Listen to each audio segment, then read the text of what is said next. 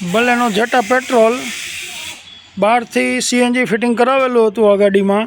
Tyre આ ગાડીની અંદર ઊભું રહેતું હતું, એના માટે સ્ટેન્ડમાં નીચે મોડિફાઈડ સ્ટેન્ડ કરાવી અને નવા બંને સાઈડ સપોર્ટ નવા લગાવી અને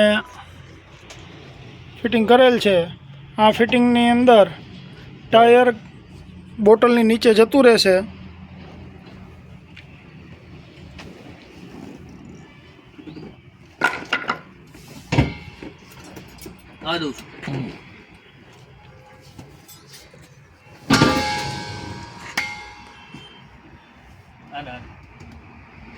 સીટ પણ બોટલને ટચ નથી થતી.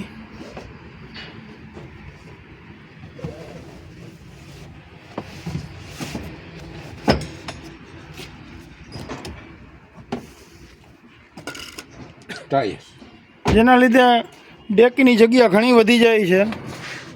નવી ગાડીમાં પણ ટાયર ઊભું આવે છે.